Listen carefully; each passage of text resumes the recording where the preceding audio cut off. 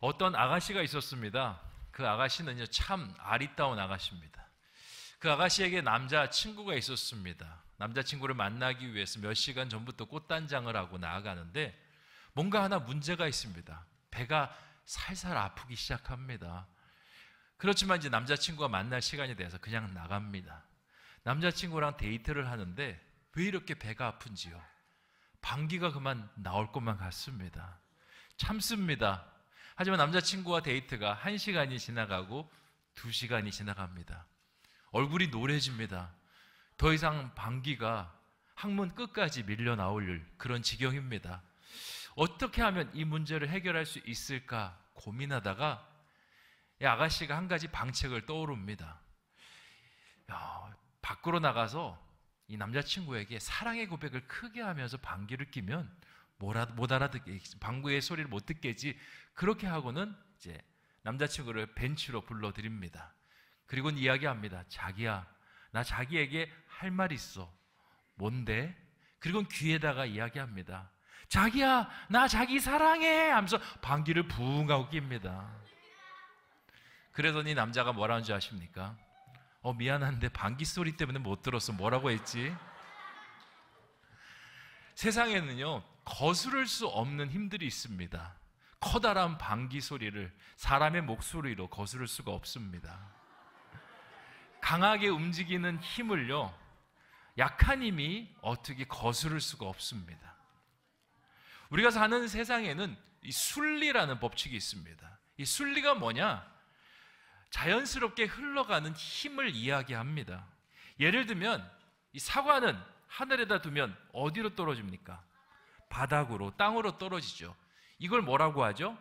중력의 힘이라고 그렇게 부릅니다. 그러면 이 사과가 하늘로 올라가려면 어떻게 해야 됩니까? 강한 힘으로 밀쳐 올려야 됩니다. 중력의 힘보다 더 강한 힘으로 밀쳐 올리면 올라갈 수 있습니다. 하늘을 나는 비행기나 어떤 로켓을 보면요, 강력한 힘으로 땅을 박차가 올라갑니다. 중력보다 거대한 힘, 그리고 그 힘이 지속될 때 하늘로 쭉쭉 향해서 올라갈 수 있습니다. 여러분, 세상에서 가장 강한 힘을 가지신 분은 누구일까요? 세상에서 강한 힘을 가진 사람들을 줄 세워서 가장 1번 누구일까요? 맞았어요. 하나님이에요. 하나님이 가장 강하신 분입니다. 그리고 우리는 그 하나님을 믿는 사람들입니다. 하나님이 힘이 세시기만 한 것이 아니라 하나님이 세상을 다스린다는 사실도 알고 계십니까? 하나님께서 강한 힘으로 세상을 다스려 나가십니다. 그래서 우리가 세상을 아주 잘 살아가는 방법이 있습니다. 하나님이 이끄시는 대로 그 힘에 따라 살아가면요, 세상을 정말 잘 살아갈 수 있습니다. 그걸 어떤 삶이라고 하냐면 순리의 삶이라고 이야기합니다. 하나님 따라 지혜로운 삶이라고 이야기합니다. 하나님이 왼쪽으로 가시면 우리는 어디로 가야 될까요? 오른쪽요? 왼쪽요. 왼쪽으로 가야 되고, 하나님이 오른쪽으로 가면 어디로 가야 될까요? 오른쪽으로 가야 되죠. 이게 정말 지혜로운 사람이고, 이게 정말 힘을 안 들이고 힘있게 나아갈 수 있는 삶입니다. 근데 문제가 있어요. 우리 친구들이 이야기한 것처럼 하나님은 왼쪽으로 가는데 나는 오른쪽으로 갈 때가 있습니다. 하나님은 오른쪽으로 가는데 나는 위로 갈 때가 있습니다. 이게 문제입니다. 왜 사람들이 이렇게 움직이냐? 하나님이 움직이는 대로 움직이고 싶지 않아요. 나는 내 마음대로 움직이고 싶어요. 하나님이 위로 가시면 난 아래로 가고 싶어요. 하나님이 왼쪽 가시면 난 오른쪽으로 가고 싶어요. 늘 사람들은 이렇게 살아갑니다. 이런 삶이 뭐냐? 순리에 반대되는 삶, 영리라는 삶이에요. 영리라는 삶이 얼마나 힘든 삶이냐, 그림을 하나 준비했습니다. 바람 부는 날 사람이 바람을 맞아가면서 앞으로 걸으려고 해요. 이 사람 어때 보입니까? 걷기 쉬워 보입니까? 어려워 보입니까? 어려워 보이죠. 이게 바로 영리의 삶입니다. 하나님은 나에게 뒤로 가라 말씀하시고, 하나님은 나를 향해 뒤로 움직이시는데 나는 앞으로 가겠다고 고집스럽게 저렇게 가는 겁니다. 이러면요, 괴롭고요, 많이 가지도 못하고 불편할 수밖에 없습니다. 근데 우리가 방향을 저 방향에서 반대로 바꾸어서 걸어가면 어떻게 될까요? 그때는요 훨훨 날아갈 수 있습니다. 나를 괴롭게 하던 그 저항이라는 것이 사라져서 하늘을 바람 타고 훨훨 날아갈 수 있는 것이 바로 우리의 인생입니다. 그래서 지혜로운 사람은 하나님이 어디로 움직이시느냐를 봅니다. 하나님이 이쪽에서 움직이시네? 나는 이쪽으로 가야 되겠다. 하나님이 저쪽에서 움직이시네? 나는 저쪽에 가야겠다. 우리 꿈나무 동산 친구들 이제 앞으로 인생을 살아가야 돼요. 어떻게 살아가는 게 똑똑하게 살아가는 걸까요? 맞았습니다. 하나님부터 찾는 것이 진짜 똑똑하게 사는 거예요. 하나님이 어디 계시냐? 우리가 하나님 어디 계시다라고 많이 느낍니다. 제일 많이 느끼는 장소. 하늘? 천국? 우리 지금 여기 어디 있어요? 여기가 어디예요? 교회. 네. 교회에 하나님이 계십니다. 일단 교회 생활을 열심히 하면 하나님이 어디 계신지 정말 잘 찾으면서 살아갈 수 있습니다. 자, 오늘 우리가 읽었던 사도행전 5장 17절에서 26절까지의 말씀은 하나님의 힘이 흘러가는 이야기를 담고 있어요. 두 종류의 사람이 나옵니다. 한 사람은 하나님의 힘이 흘러가면 그 힘을 잘 따라가는 사람이 있고요. 또 한 사람은 하나님이 흘러가는 대로 나는 내 마음대로 움직일 거야 라고 이야기하면서 반대로 살아가는 사람이 있습니다. 오늘 이 말씀을 같이 살펴봄을 통해서 우리가 하나님을 따라서 어떻게 살아갈 수 있고 우리가 하나님 따라 살아가지 않으면 우리가 어떤 인생의 어려움들이 오는지 한번 말씀을 통해서 같이 배워보는 저와 여러분 되시기를 주님의 이름으로 축원드립니다. 먼저 사도행전 5장 17절 말씀 같이 한번 읽어보도록 하겠습니다. 시작. 대제사장과 그와 함께 있는 사람 즉 사두개인의 당파가 다 마음에 시기가 가득하여 일어나서. 아멘. 자, 17절에 보니까 굉장히 화가 난 사람들이 등장합니다. 이 사람들이 누구냐? 대제사장, 사두개인이라는 사람들입니다. 이 사람들이 어떤 사람들이냐? 자기 마음대로 살고 싶은 사람들이에요. 하나님 뜻이 아니라 내 뜻대로 살고 싶고 내가 가는 방향으로 하나님이 딸려왔으면 좋겠다라고 생각하던 사람들이었습니다. 이 대제사장은요, 하나님을 섬기는 사람들입니다. 하나님을 섬기기인 사람들이고 그런 직업을 가진 사람들인데 이 사람들의 직업에 따르면 이 사람들은 누구보다 하나님을 잘 따르며 살아야 될 사람들입니다. 그런데 이 사람들 마음속에 교만이라는 것이 찾아와요. 그리고는 내 마음대로 할 수 있어. 하나님이 내가 기도하는 대로 내가 제사 드린 대로 잘 따라와 주니까 착각을 하기 시작합니다. 내가 말하면 하나님 다 들어주셔. 내가 제사 드리면 하나님께서 역사하셔라는 착각이 들어옵니다. 그래서 내가 손가락질만 하면 하나님 이쪽으로 가시고 손가락질을 이쪽으로 하면 하나님 이쪽으로 가신다라고 그렇게 생각하기 시작했습니다. 그런 교만이 마음속에 찾아왔습니다.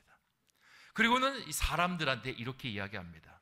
하나님이 내 말 잘 들어주시니까 누구한테 잘 보여야 돼? 하나님한테 잘 보여야 돼? 나한테 잘 보여야 돼? 그렇게 이야기하면 얼마나 좋을까요? 근데 이 사람들이 나한테 잘 보여야 돼 라고 이야기를 하기 시작합니다. 나한테 좋은 재물을 가지고 와. 그러면 내가 하나님 앞에 멋들어지게 제사 지내줄게. 아, 좋은 재물요? 너무 비싼데 그거 어떻게 구합니까? 빚내서라도 가져와야지. 훔쳐서라도 가져와야지. 내가 하나님 앞에 제사 드려준다니까. 그렇게 해서 사람들의 마음을 흔들어 놓고 있던 사람들이 바로 이 사람들이었습니다. 그러다가 이 사람들 앞에 정말 특별한 사람들이 나타납니다. 사도라고 불리는 예수님의 제자들이 나타나는데 이 사람들이 대제사장과 사두개인들을 향해서 막 뭐라 하기 시작합니다. 너희들 그렇게 살면 안 돼. 하나님을 그렇게 흔들어 놓고 하나님을 왼쪽으로 오른쪽으로 옮기면서 그렇게 살면 안 돼. 우리는 하나님 따라 살아야 돼 라고 말을 하기 시작합니다. 그리고 이 사람들 안에서 놀라운 일이 일어납니다. 이 사람들이 기도하면요 변화가 일어나요. 아픈 사람이 낫기 시작하고요. 귀신 들려있던 사람들이 귀신에서 해방되는 일들이 일어나기 시작했습니다. 심지어 죽었던 사람도요 살아나는 역사가 일어나기 시작했던 겁니다. 이런 일이 일어나면 대제사장들과 이 사두개인들은요 정신 차려야 됩니다. 지금 하나님이 누구와 일하고 있습니까? 자기들과 일하고 있습니까? 이 사도들과 일하고 있습니까? 사도들과 일하고 있죠. 자기들 품을 떠나서 사도들한테 가신 겁니다. 근데 이 사람들이 뭘 생각을 하냐면 하나님을 뺏어갔다라고 생각을 해요. 하나님을 뺏어가서 하나님의 힘을 자기들이 이리저리 움직인다라고 생각을 한 겁니다. 그래서 어떤 일을 벌이냐? 이 사람들을 불편해하기 시작했고 시기 질투를 하기 시작했던 것입니다. 그래서 이 사람들만 없으면 우리가 다시 하나님을 이리저리 움직일 수 있는 힘을 되찾겠지라고 생각을 한 겁니다. 하나님을 섬기는 사람들은요, 늘 하나님의 뜻을 구하면서 따라갑니다. 그런데 내 마음속에 하나님이 사라지고 말면요, 늘 내 뜻대로 살아가려고 하는 것이 인간입니다.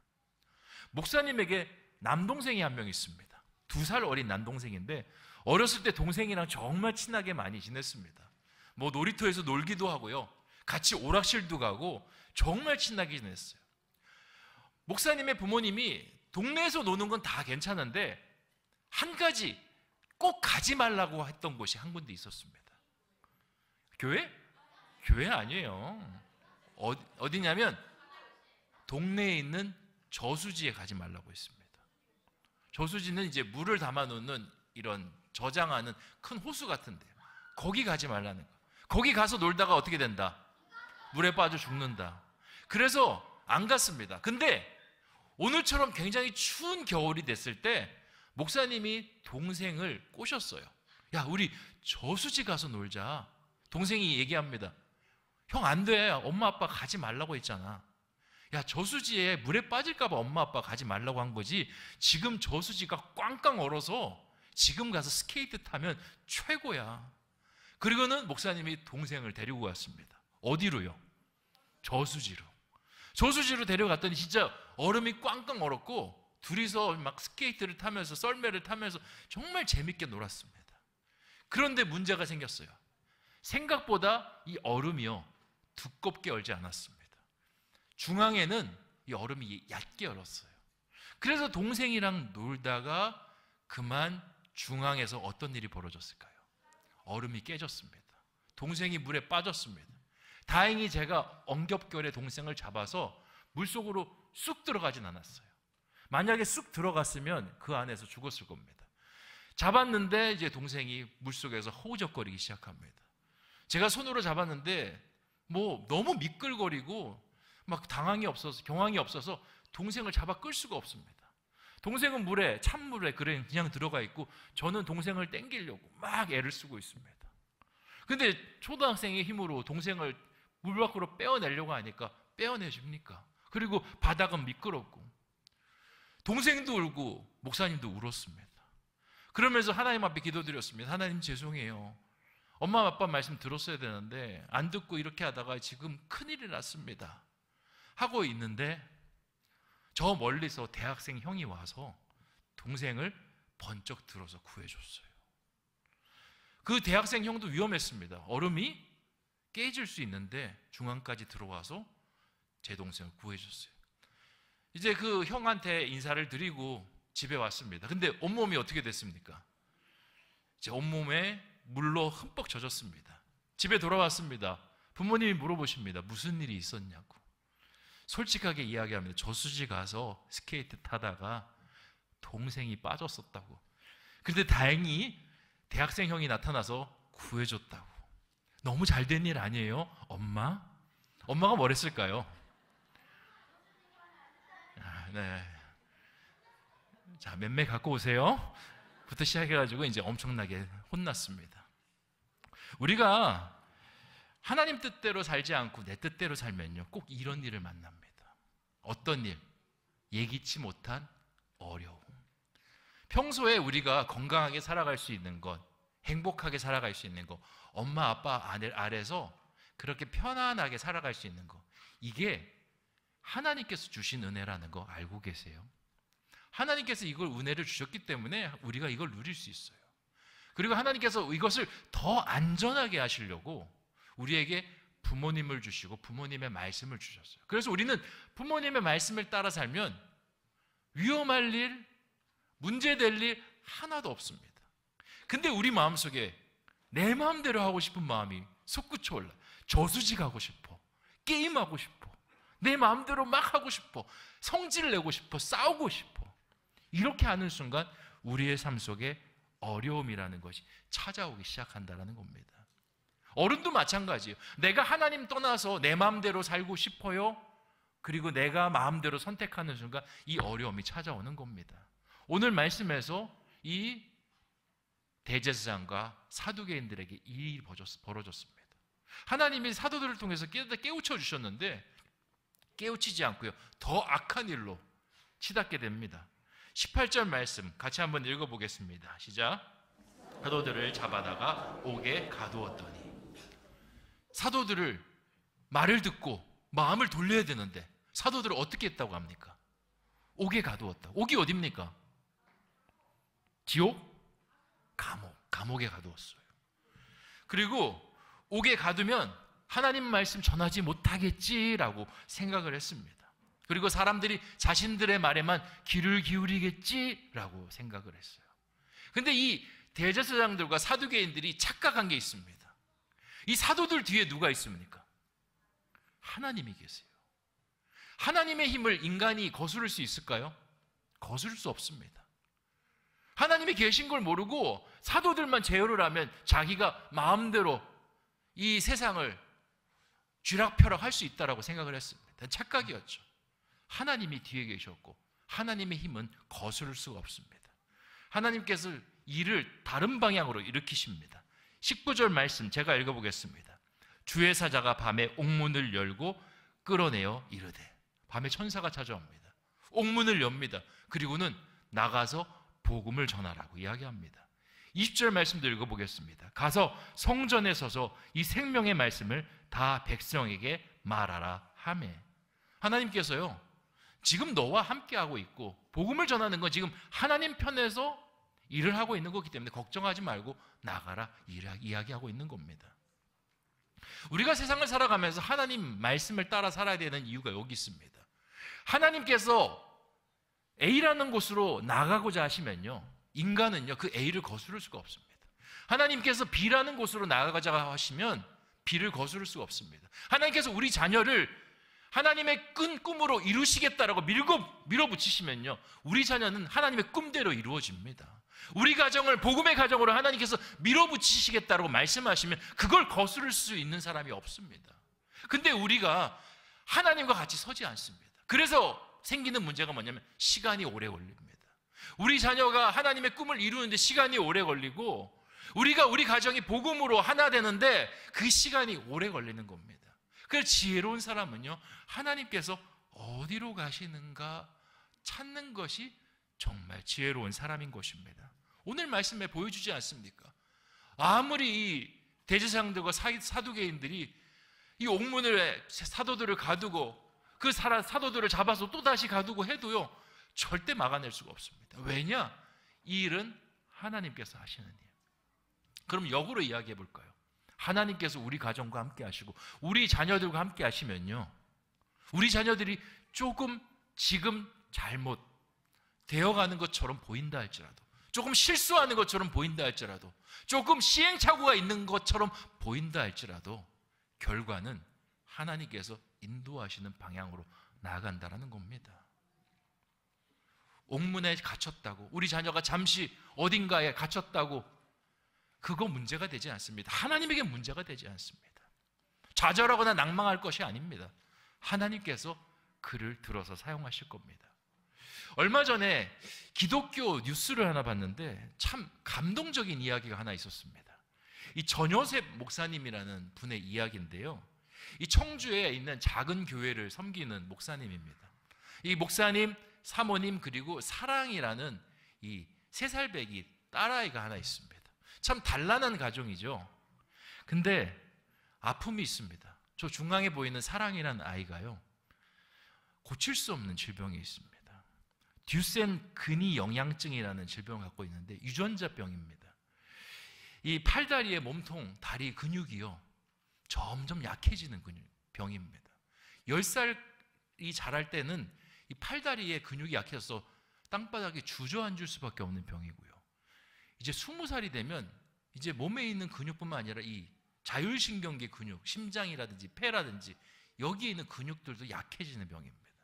그리고 그렇게 누워있다가 30살이 되면 세상을 대부분 떠나는 병이 바로 이 병입니다. 이 아이가 이 병에 걸렸다는 진단을 받게 됩니다. 원래는 이 병에 치료제가 없었는데 최근에 미국에서 치료제가 발견이 됐습니다. 엘레비디스라는 이 약인데요. 근데 약이 좀 비쌉니다. 얼마나 비쌀까? 아니에요. 46억 원입니다. 이 약 하나에 46억 원. 그러니까 차라리 약을 구할 수 없다라면 그 부모가 그래도 좀 그렇게 체념하고 아이를 돌보겠는데, 치료제가 있다라는 이야기를 부모가 한번 들으면 어떻습니까? 이 치료제를 어떻게든 구하고 싶은 것이 부모의 마음이고, 치료제를 못 구하면 괜시리 미안해지는 것이 부모의 마음이지 않습니까? 치료제가 46억 원 한대요. 어떻게 하면 좋을까? 이 목사님과 사모님이 기도를 합니다. 그러다가 뉴스를 보는데 칠레에서 어떤 이 병에 걸린 엄마가 이 전국 투어를 이렇게 달리기로 했는데, 그 투어를 하면서 많은 사람들이 성금을 보내줘서 이 약을 샀다라는 기사를 보게 됩니다. 그리고 목사님이 기도를 멈추고 이 딸을 위해서 전국 투어를 나서기 시작했습니다. 국토대장정을 하기로 마음을 먹은 겁니다. 하루에 조금씩 걸으면서 몸에는요, 이 아이를 살리겠다는 조끼와 이 뒤에 있는 광고판을 들고 저렇게 다니기 시작하는 겁니다. 사랑이를 도와주세요. 한 사람당 10,000원씩 43만 명이 저를 도와주시면 이 아이를 고칠 수 있습니다 라고 걸어갑니다. 이렇게 걸어가면서 사람들이 봅니다. 저 문구들. 그러면서 같이 울어주는 사람들도 있었고요. 그리고 차를 가다가 차를 세워 꾸깃꾸깃 이 돈뭉치를 주시는 분도 있었습니다. 그렇게 이제 부산까지 걸어 내려갔더니 모인 성금이 얼마냐? 1억 2천만 원이 모였습니다.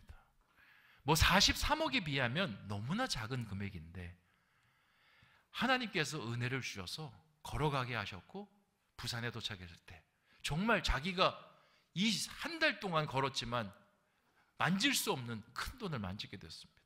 근데 한번 사람이 1억 2천만 원이 생기니까 용기가 생겼습니다. 하나님께서 우리 사랑이를 살려주실 걸 믿습니다. 그리고 이 전여세 목사님의 소문이 이제 전국에 퍼져나가기 시작하자 모금이 그 다음 달에 12억이 모였습니다. 그리고 지금도 돈이 모여지고 있다라고 그렇게 이야기가 들립니다. 사람들은 처음에 그랬을지 모릅니다. 사랑이 못 살려. 야, 사랑이 이거 고칠 수 없는 병이야. 아니, 그 치료제가 있다 한들 43억이란 돈을 어떻게 구하겠어? 근데 목사님은 이렇게 생각했습니다. 사람은 할 수 없습니다. 하지만 하나님은 하실 수 있습니다. 그 믿음으로 나아갔습니다. 달린다고 무슨 돈이 나온다고 혼자 달리는 거 아니에요. 하나님과 함께 달립니다. 하나님이 사람을 만나게 해주시고, 하나님이 그 사람의 손길을 통해서 하나님의 놀라운 역사를 이루어 나갈 것을 믿습니다 하면서 나아갔더니 1억 2천에서 12억, 지금도 계속 성금이 모여지고 있는 놀라운 역사가 일어난 것입니다. 하나님의 힘은요, 사람의 생각을 초월합니다. 복음을 전하러 나갔다가 옥에 갇히게 되었습니다.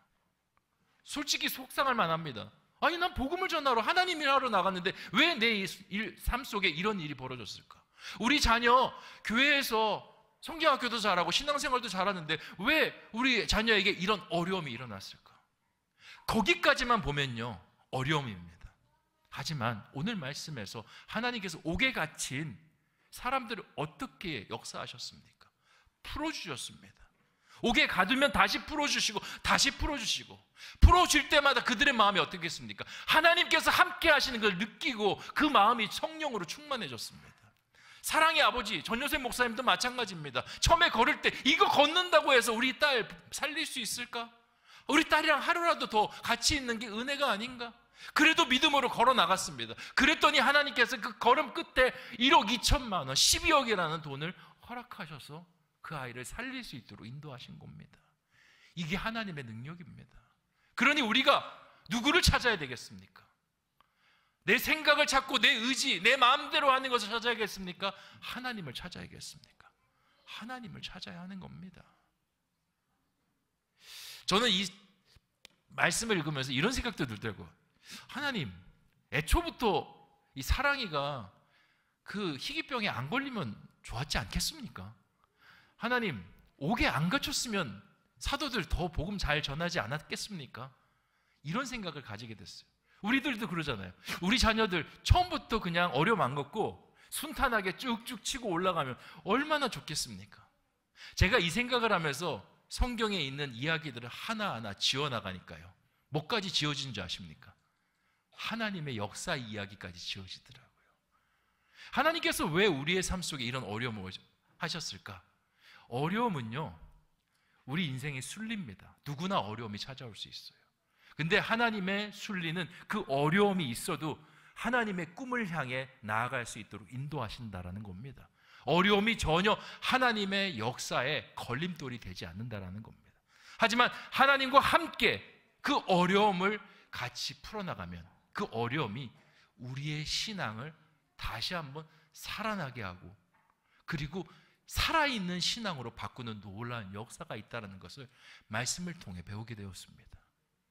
사랑하는 우리 신성의 교우 여러분, 그리고 우리 부모님, 또 우리 모든 선생님들 여러분, 우리의 삶 속에 하나님께서 어디로 움직여 나가시는지 보는 사람이 되기를 원합니다. 그리고 하나님 앞에 우리 자녀들이 하나님 방향에 맞춰 서기를 드리는 사람이 되었으면 좋겠습니다. 하나님 절대 우리를 실망시키지 않습니다. 우리의 삶 속에 내가 끌고 나가는 것보다 더 멋지게, 더 높게, 더 멀리 인도하실 그 하나님을 기대하며 우리 자녀들을 위해서 기도해주고 이런 신앙의 자리가 있을 때 함께 동참해주면서 신앙을 키워나가는 하나님 방향에 서나가는 저와 여러분 되시기를 주님의 이름으로 축원드립니다. 기도하겠습니다. 좋으신 아버지 하나님, 오늘 우리에게 사도행전의 말씀을 주시니 참으로 감사합니다.